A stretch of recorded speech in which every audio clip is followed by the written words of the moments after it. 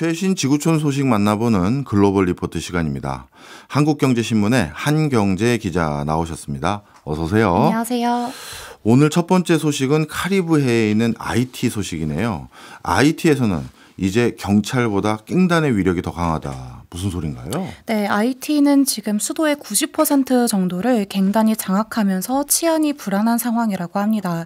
수도 포르토프랭스에서는 갱단이 군사용 무기를 휘두르면서 IT 경찰보다도 더 우세한 무장력을 갖추고 있는데요. 정부와 경찰력은 거의 힘을 쓰지 못하고 있는 상황입니다. 그래서 이 갱단들이 돌격 소총이나 권총 같은 걸 휘두르면서 집을 약탈하고 있고 또 고속도로를 차단하고 도심 곳곳을 점령하고 있습니다. 그래서 이 갱단에 피해서 자신의 집을 떠나서 난민 캠프에서 머무르는 사람들이 많이 늘어났다고 해요. 네. 심지어 갱단에 의해서 일반 시민들의 목숨까지도 위협을 받고 있는데요. 보도를 살펴보니까 일부 지역에서는 산채로 불태워진 피해자들도 있었고요. 또 여성들의 강간도 빈번하게 일어나고 있다고 합니다. 지난해 IT 전역에서 5,626건의 살인사건이 기록됐는데 이게 전년 대비 21%나 증가한 수치였어요. 심지어 올해는 그 누적 살인 건수가 증가하는 속도가 작년보다도 더 빠른 것으로 집계됐습니다. 네. 하지만 이런 피해 현장을 수습할 공무원조차도 없을 정도로 불안이 가득한 상태입니다. 아니 도대체 어쩌다 IT는 경찰보다 깽단의 힘이 더 강해진 겁니까? 그 IT에서 이 갱단의 위력이 강해진 건 2021년 7월 이후인데요. 예. 이때 조브넬 모이즈 당시 대통령이 무장 세력에 의해서 암살됐습니다. 그 이후에 지금까지 정치 공백 상태가 이어지고 있어요. 갱단의 폭력으로 나라가 혼란스러워지니까 선거조차 치르지 못하고 있는 상황이 5년째 이어지고 있는 건데요. 예. 특히 그 모이즈 전 대통령 암살 직후에 대통령 권한대행을 맡았던 아리엘 아냥리 전 총리가 지난해 4월 사임을 했습니다. 네. 그러면서 치안이 더더욱 악화했다고 해요. 그럼 이런 무장 갱단이 어떻게 무장력을 갖추게 됐냐? 네. 그 IT 갱단이 최근 몇 년 사이에 빠르게 무장할 수 있었던 배경으로는 미국이 지목됩니다. 예. 그러니까 미국에서 밀반입된 총기류가 그대로 그 갱단에 흘러들어가면서 이들의 무장을 돕고 있다는 주장인데요. 미국 총기 단속국이 발표한 보고서에 따르면 2018년부터 22년까지 카리브해 지역에서 압수된 총기의 73%가 미국산이었다고 합니다. 예. 그러니까 특히 플로리다나 조지아, 텍사스 이런 주에서 반자동 소총과 권총이 대량 구매됐고 이게 IT로 흘러들어간 흔적이 관찰이 됐는데요. 또 그 IT 갱단들이 중국에서 방탄복이나 전투 장비를 조달하는 사례도 발견됐습니다. 어떻게 무기들이 이렇게 IT로 많이 흘러들어갈 수 있나요? 저 어떠한 차단막이 있지 않았을까 싶었는데 예. 플로리다의 총기 법률이 너무 관대하다 보니까 이 사태를 만들었다는 지적이 나옵니다. 예. 플로리다에서는 총기를 구매할 때 허가를 받지 않아도 되고요. 예. 또 한 번은 구매할 때 그 총기 수량에 대한 제한도 없다고 합니다. 2023년에는 이 규제가 더욱더 느슨해져서 뭐 은닉형 무기 휴대에 필요한 의무 교육이나 등록비, 신원 조회까지 폐지를 했습니다. 뭐 탄약을 구매하는 그 수량도 제한이 없다시피 하고요. 이 동네 편의점에서 생수 사는 거네 완전. 네, 그렇습니다. 그렇게나 수월해지다 보니까 예. IT 갱단 측이 브로커를 활용해서 이제 플로리다 지역에서 총기를 싹 구매를 하고 네. 이걸 IT로 보냈던 겁니다. 예. 그리고 플로리다주 마이애미 일대에는 IT 출신 이민자들이 원래 많았거든요. 그렇기 때문에 이 브로커를 쓰기가 쉬웠던 거죠. 그러면 이 운반을 어떻게 했을까? 그러니까 대놓고 운반하지는 못하지만 가전제품이나 중고 물품처럼 합법적인 물품들 사이사이에 끼워서 운송을 하기도 했고요. 예. 아니면 민간인이 운영하는 소형 화물선에 무기를 실어보낸 경우도 있었고 아니면 총기 부품을 다 분해를 합니다. 네. 그거를 이제 개별 소포로 보낸 다음에 다시 IT 현지에서 조립해서 사용하는 이런 갖가지 방법을 통해서 무기 밀수가 이루어졌다고 해요. 예. 그리고 IT 항만들 역시 이미 갱단들의 통제 하에 있기 때문에 이게 통관 과정에서 걸러지지 않고 이 무기들이 그대로 갱단의 무장력으로 전환될 수 있었습니다. 그렇군요. 이거 이러다가 아예 갱단이 IT의 정권을 잡으려고 하는 그런 수준까지 올라갈 것 같은데요. 네, 실제로 그런 의도가 있다고 파악이 됩니다. 예. 왜냐하면 IT 갱단이 어떻게 생겨났나를 보시면 1960년대 두발리의 독재 정권 당시에 국가의 비공식적 폭력기구, 비밀 경찰이라고 하는 그 통통 마쿠트라는 준 군사 조직이 있었어요. 예. 여기가 IT 갱단의 출발인데요. 이후에 이제 여러 정치인과 사업가들이 자신의 기반 지역 권력을 장악하기 위해서 이런 갱단들을 여럿 조직합니다. 그러니까 마치 조선시대 양반들의 사병 같은 예. 그런 역할인 거죠. 이 범죄 조직들이 범죄 수익으로 점점 힘을 키워나가다가 2021년에 대통령이 암살당했다고 했잖아요. 그 뒤에 권력 공백이 생기니 서로 갈등하던 갱단들이 힘을 합쳐버립니다. 그래서 2024년에 비브 안산이라는 연합체를 만들어서 정부의 전복을 꾀하고 있다고 해요. 그래서 대표적인 예시로 지난해 3월 이 비브 안산이 포르토프랭스의 교도소를 습격해서 수천 명의 범죄자를 탈옥시켰습니다. 그리고 국제공항과 주요 항구, 경찰서에도 공격을 가했는데 이들이 뭐 단순 범죄 조직 그 이상으로 특수부대 수준의 전투력을 갖췄다고 하니 국제사회가 경계하는 건 당연한 거죠. 그럼 결국 상황이 이렇게까지 되면 최종 피해보는 건 다 국민들일 텐데 현재 IT 국민들 상황은 어떻습니까? 네, 앞서 말씀드린 인명피해도 물론 있고요. 또 주요 무역로 같은 거를 갱단이 장악을 해버려서 상거래가 마비됐습니다. 네. 그러니까 물자의 유통이 안 되는 상황이에요. 그래서 조리용 연료나 쌀 가격이 급등을 했습니다. 그래서 유엔에 따르면 현재 IT 인구가 1,150만 명 정도 되는데 그중에 약 130만 명이 피난민이 됐고 예. 또 일부의 인구의 절반에 해당하는 570만 명이 심각한 식량 부족 상태에 있다고 합니다.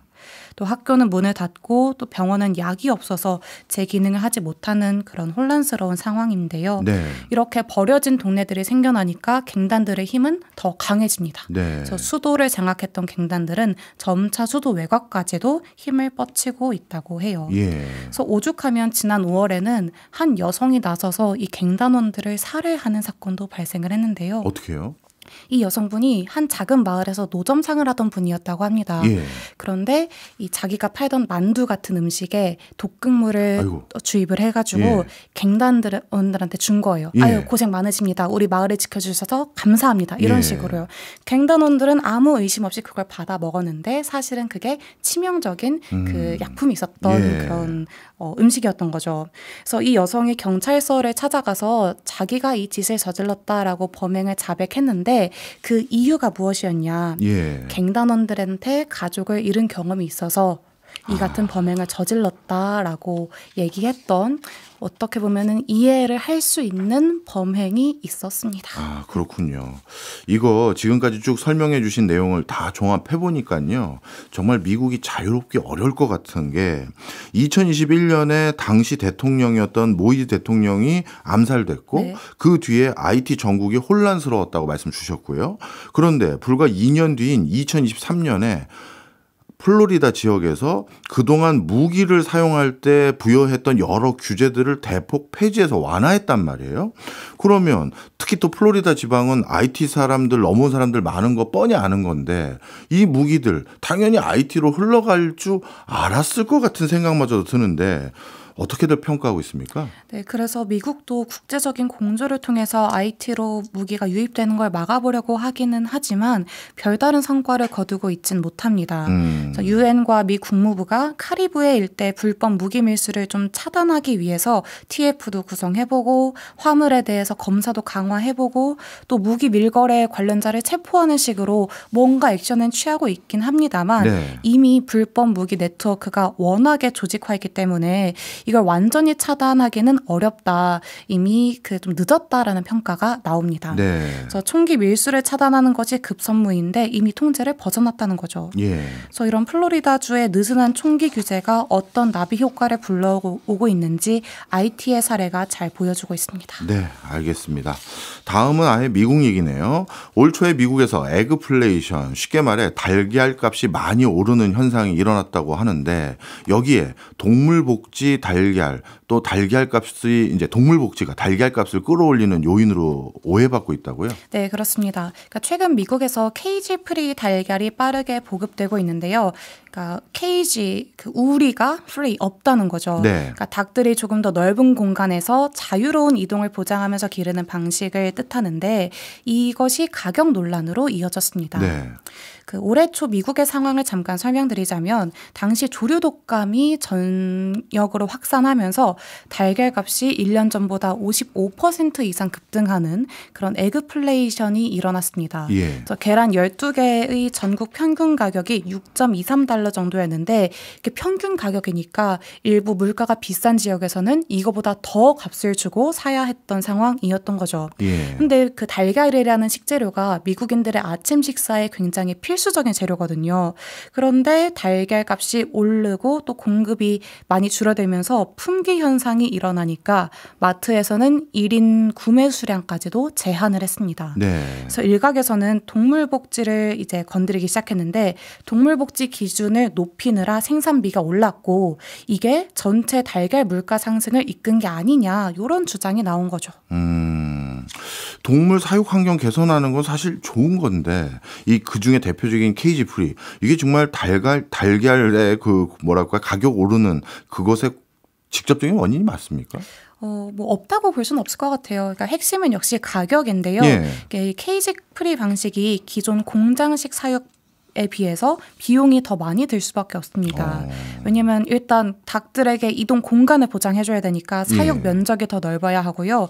또 이게 닭들이 착착착 있는 게 아니라 예. 돌아다니니까 이걸 예. 관리할 인건비도 더 많이 드는 거죠. 아, 그렇군요. 이건 제가 오해했네요. 저는 그냥 착착착착 있는 네. 그런 게 아니라 풀어놓으니까 네. 오히려 관리비가 덜 든다고 생각했어요. 그렇죠. 닭들이 막 이쪽으로 뛰어가면 잡아야 되고 또 혹시 예, 모를 예. 뭐 외부 바이러스랑 접촉하진 않는지도 확인해야 되고 하니까 그래서 기존 육계 농가가 케이지 프리 방식으로 전환하고 싶을 때에도 그냥 닭을 풀어놓는 것으로 끝나는 게 아니라 설비와 운영 방식 자체를 바꿔야 한다고 합니다. 네. 그럼 이런 비용이 고스란히 달걀 가격에 반영되는 게 아니냐 이런 주장이 나오는 거죠. 예. 그래서 이런 이유로 트럼프 행정부가 케이지 프리 정책을 도입한 캘리포니아주에 소송을 걸기도 했습니다.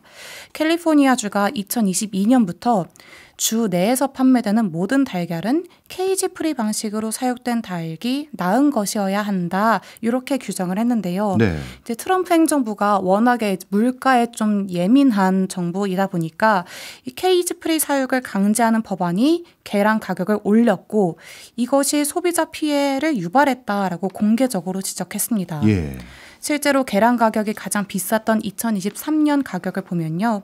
캘리포니아주에서는 계란 12개가 5.62달러에 거래가 됐는데 미 중서부에서는 그 당시에 3달러 수준에 거래됐다고 하니까 사실 2배 정도 비싼 가격이기는 했어요. 네.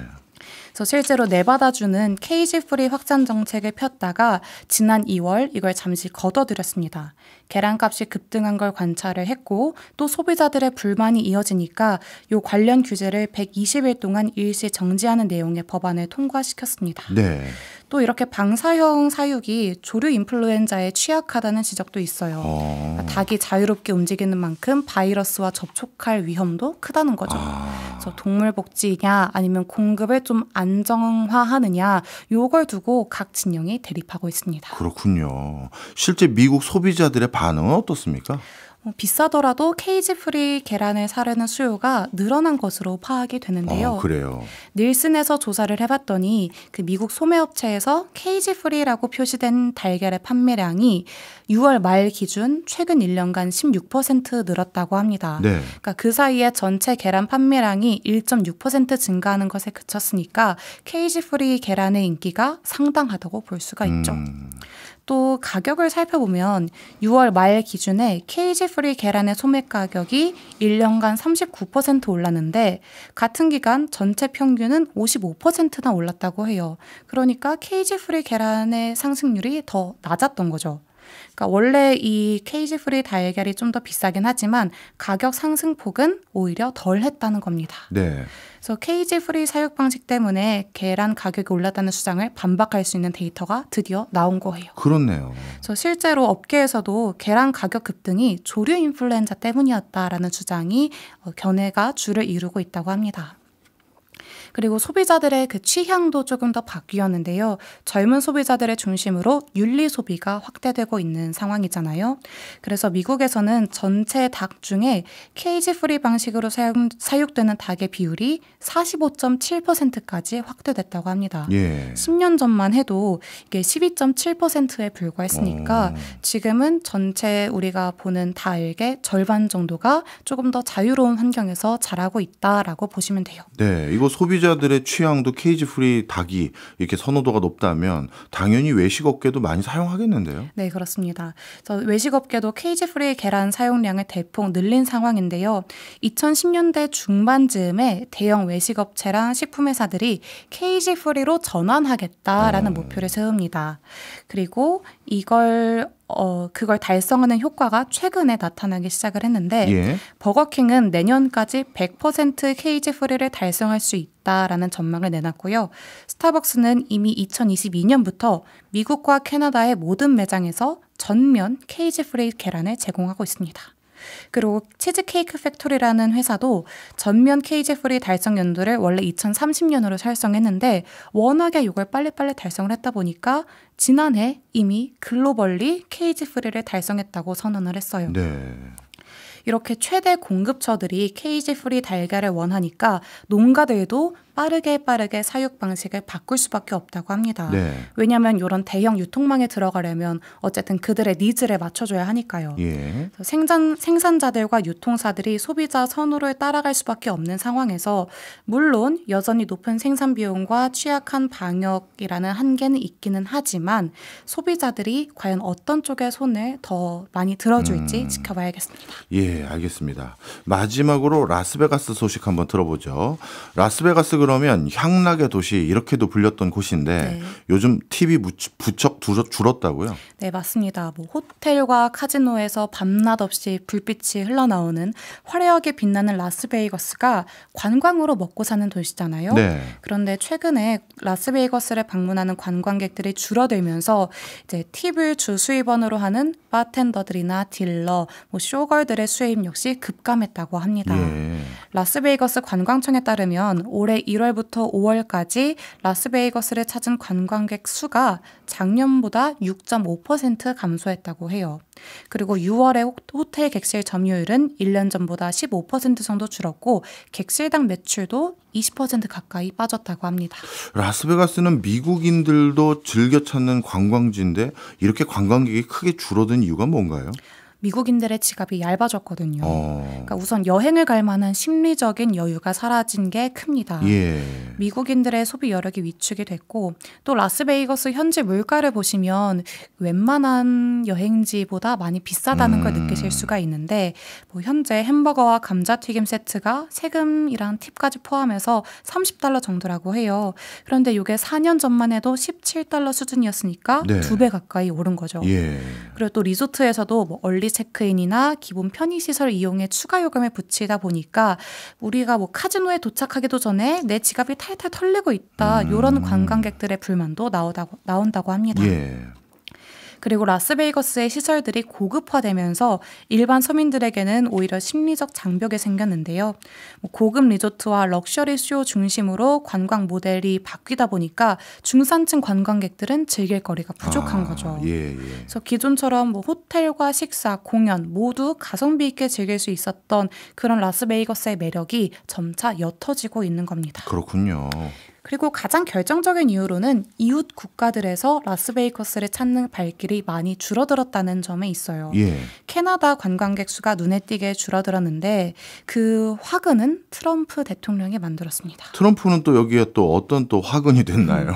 트럼프 대통령이 올해 초에 취임한 이후에 캐나다를 자극하는 발언을 계속 내놨거든요. 그랬죠. 뭐 캐나다 총리를 불러다가 뭐 캐나다가 미국의 51번째 주가 되는 게 어떻냐 이렇게 말하기도 했고 또 일방적인 관세 정책 때문에 미국에 대한 감정이 많이 악화된 상태입니다. 예. 그래서 원래 캐나다 사람들이 미국을 많이 방문하는 사람들 중에 하나였는데 관광업에서 큰 손을 잃은 셈이죠. 그렇겠네요.